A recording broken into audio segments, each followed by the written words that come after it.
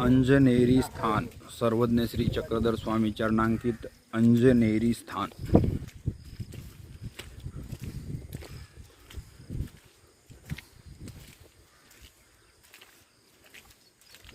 पुरातन काळ्या पाषाणामध्ये बांधलेलं सर्वज्ञ श्री चक्रधर स्वामी चरणांकित स्थान।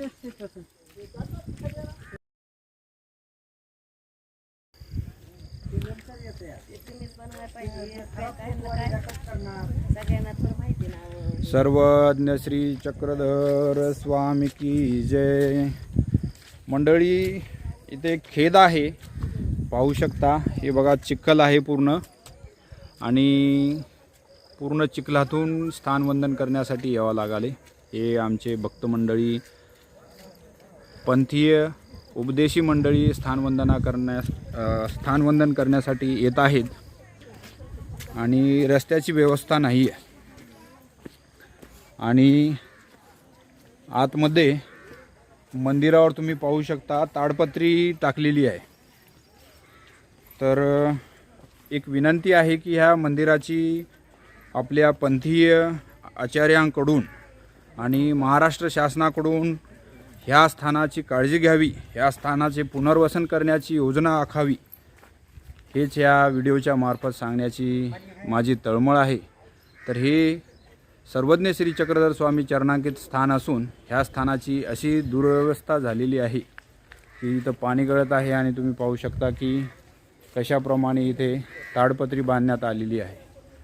पुरातन काळातील हे मंदिर असून या मंदिराची अवस्था फार बिकट झालेली आहे। तर ह्या स्थानाला पंथीय आचार्यांकडून आणि आपणा सर्वांकडून आणि महाराष्ट्र शासनाकडून याची काळजी घ्यावी आणि ह्या मंदिराचे कार्य करावे, अशी एकच अपेक्षा।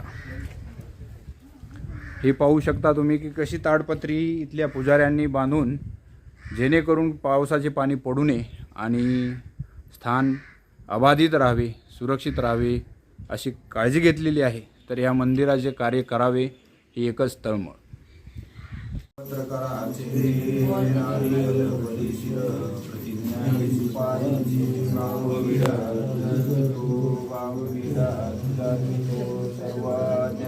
चक्रधर स्वामी की जय, अंजनेरी के बाबा की जय।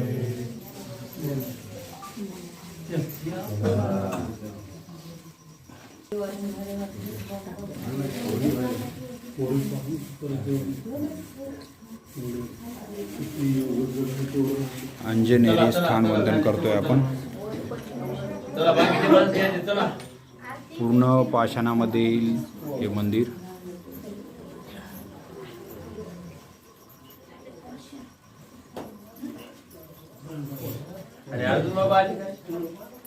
काय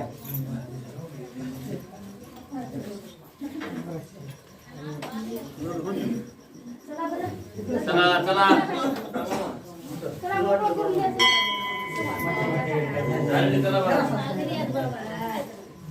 चला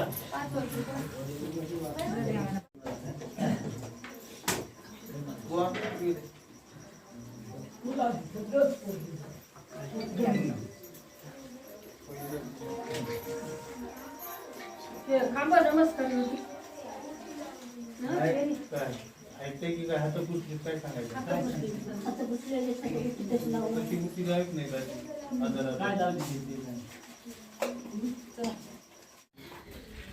हे स्थान पण चरणांकित आहे, बाहेर मंदिराच्या चौकटीच्या बाहेरील।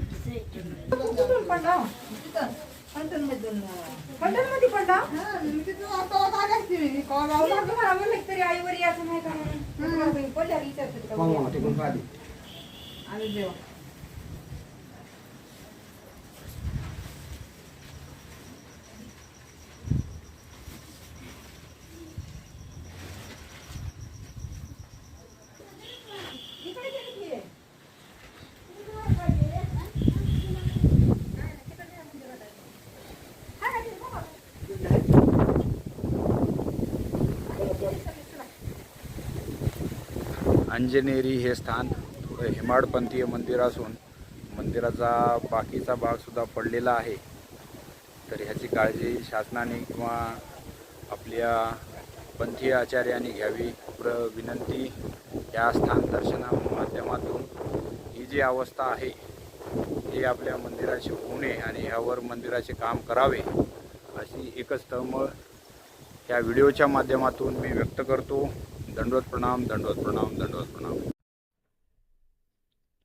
महानुभाव पंथाचे संस्थापक, आद्य प्रवर्तक, परब्रह्म परमेश्वर अवतार सर्वज्ञ श्री चक्रधर स्वामी महाराष्ट्रामध्ये परिभ्रमण करत असताना सत्य, अहिंसा, स्वातंत्र्य, दया, शांती, समता, बंधुत्व व मानवी जीवनाच्या उद्धरणाचे तत्वज्ञान देण्यासाठी, ज्ञान प्रेमाने दातृत्व करण्यासाठी, सकळ जीवांना दुःखाच्या नरकातून सोडविण्यासाठी 11व्या शतकामध्ये बडोच येथे अवतार घेऊन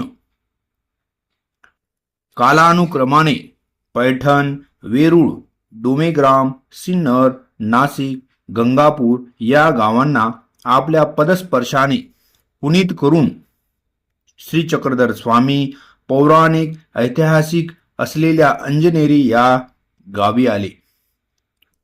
या गावच्या पूर्वेस त्यावेळी वसई होती, म्हणजेच पूर्वीचे जुने मंदिर होते. या वसईमध्ये स्वामींचा एक रात्रीचा वास्तव्य होते. या ठिकाणी त्यांच्यासोबत बाईसा, चांगदेव भट, डखले, उपाध्ये व दायंबा आदी भक्तजन होते.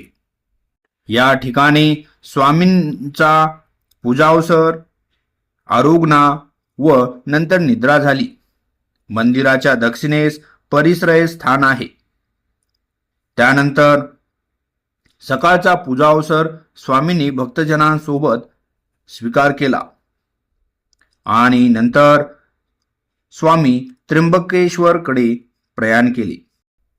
एका मताने स्वामी त्र्यंबकेश्वर येथे 5 दिवस थांबून पुन्हा येथे मुक्काम करण्यासाठी नेहमीचा विधी होऊन नाशिककडे प्रयाण केले.